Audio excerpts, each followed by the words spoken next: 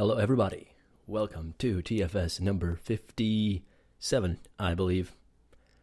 Yes, another rather haphazard affair is about to follow, as I am pressed for time yet again.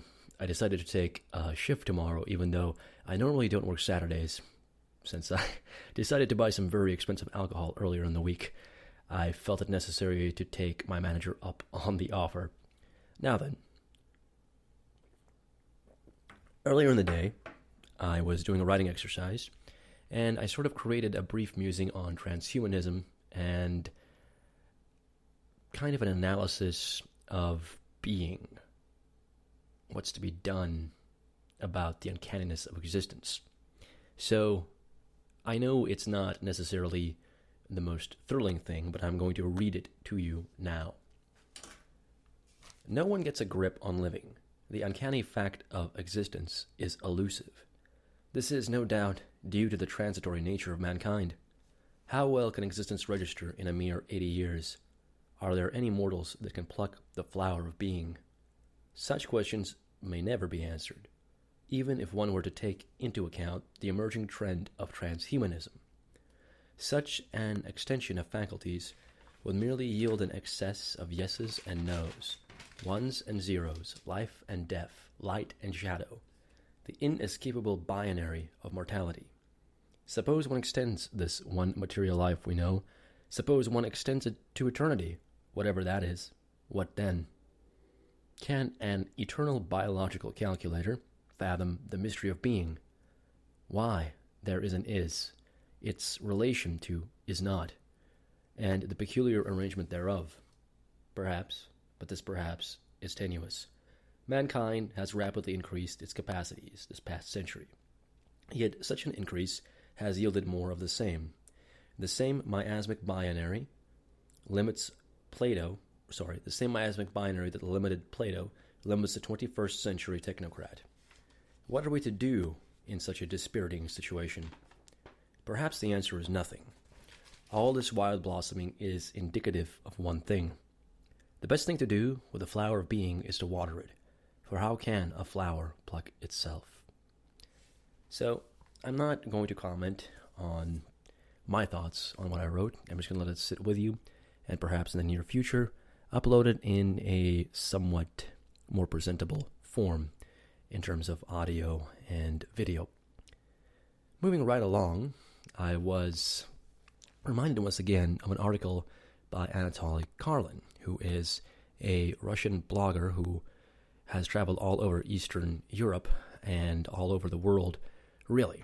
And he is a fairly educated man, it seems, and I value his input. Now, it does come from, I suppose, the Russian perspective, but then again, Mr. Carlin is not necessarily, the kind of Putinite Russian that you would expect him to be based on some of his writings. He appears to be fairly liberal in certain respects, although perhaps not by Western standards.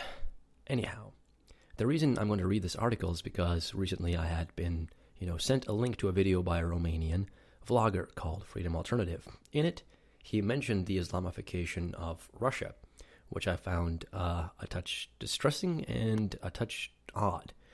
But, of course, I took him at face value because he showed some rather shocking footage.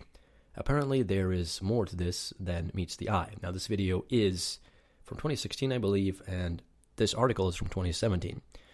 So, yeah, we're going back a few years here. I don't know what the situation is now, but I doubt it has changed very much in the past 3 or so years. So let's begin reading through Mr. Carlin's article to kind of shed light on the fact that we're not in a world with a Moscvabad. Right. There is this strange dichotomy with respect to Russia. The Western elites, like Hillary Clinton and many Russophile right-wingers, believe that it is a paragon of fascist, conservative, and white supremacist traditionalist values, respectively. The main difference being that the former think that this is bad, while the latter think it's good. On the other side, the more fervently anti-Putin Russian nationalists and Pole shitposters are in agreement that the Kremlin are just pursuing a Russian version of multiculturalism and open borders.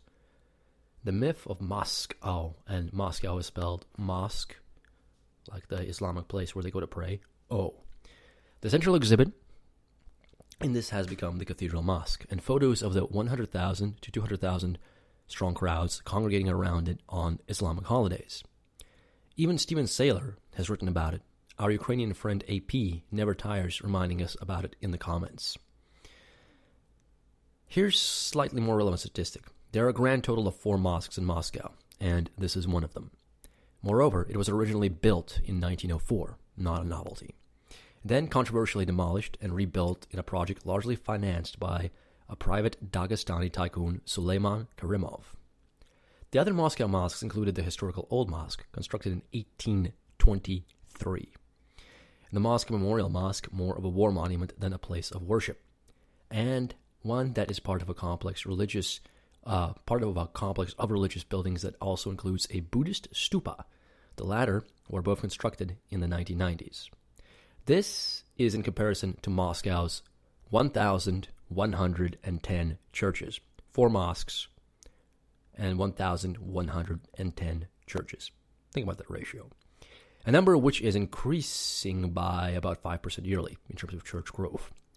2 of them are Catholic churches. What is the ratio between Muslim and Catholic population in Moscow?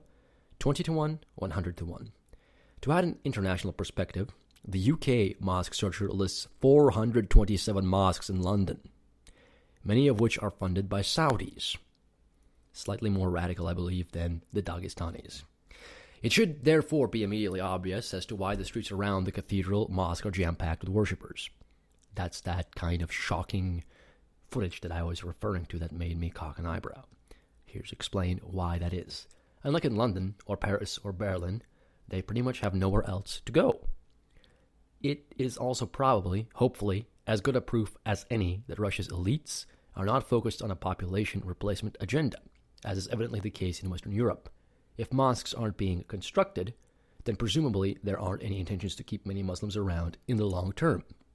What I'm saying is that there is rhetoric and there are facts and statistics, and the former is no substitute for the latter if you want to be taken seriously outside your own narrow ideological circles. And to me, Freedom Alternative is part of a very narrow ideological circle of these kind of Eastern Europeans that have a Russia derangement syndrome for various reasons, both legitimate and not. Now, in terms of, oh my goodness, fear of Muslims, no. It's not anything that has to do with like a disdain for Muslims, although I'm not particularly keen on the Islamic faith, but you don't want your country to be completely changed. It's like you don't, the Saudis, the Dagestanis, anybody else in the Middle East does not want to be building a bunch of churches and importing a bunch of white, Anglo-Saxons or Russians into their countries. It's the same thing. It's going to fundamentally change the country. So, the populations that are there should be treated with respect, which is why the mosques, are being, held open. But that does not seem to be this thing that is going to cause vast disruption in the West, a sort of replacement agenda for the population. This kind of globalist building project of mosques in countries that traditionally have been Christian or secular. Okay? So I'm hoping this is making sense and is not coming off as like this anti-Islam thing. It's more of a cultural preservation, more of a sovereignty preservation of one's country and one's people, that I extend the same right to Muslims. All right. That's why I don't like these wars in the Middle East. The myth of Moscvabad. Here is another, in many ways, stunning statistic. Moscow is the last and only megacity in the world where Europeans remain a solid majority. That is, if you don't listen to the trolling of, certain Eastern Europeans that think that Russians are not European. I mean, some of them aren't, due to the fact that we have various populations living within the vast confines of Russia, but hey, Kievan Rus, they're European. According to the 2010 census, 92% of Moscovites are Russian, rising to 94% among infants. For all intents and purposes, these figures go up to more than 95% if you only count Slavs and other non-Central Asian and non-Caucasian minorities. Now, yes, to be sure, if you go outside, then 85% to 90% of the faces you encounter will have a Slavic appearance. In 2014, the Federal Migration Service estimated there were 1.4 million foreign workers in the city, of whom 400,000 were there illegally, bearing in mind the city's official 12 million strong population is overwhelmingly Russian. Rounding that up to 2 million, while bearing in mind that a significant percentage of those are Ukrainians and Moldovans, and adding them to the city's official population of 12 million, which is overwhelmingly Russian, and you get a figure of about 14 million people. That is about 85% European. In comparison, London is 60% white according to the latest UK census. The French infamously don't collect such data, but Paris is probably similar. Non-Hispanic whites constitute 45% of New Yorkers and 29% of Los Angelinos. Most importantly, with respect to the post-1960s European experience, fertility amongst these gastarbeiters appears to be very low. There's a simple explanation why this must be the case. There are 8 times as many Uzbek and Tajik male citizens in Russia as women in the 70 to 25 year age group, and 4 to 5 times as many as in the 25 to 45 year age group.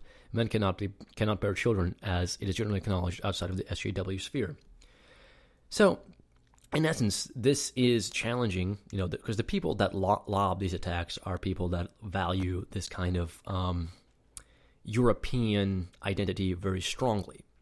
So this is dispelling their myths, because those myths are part of, again, this weird Russia derangement syndrome. And my argument for this is not like this nationalistic kind of like almost Nazi-esque idea of, this sort of Russian purity. But I think that every culture, every country has a right to retain its essential character. And in fact, it is better for the world. It will make for a more diverse world if we don't mix into a weird kind of stew. Not even a stew, like a goop of people. Like, you remember those future people from South Park? Yeah.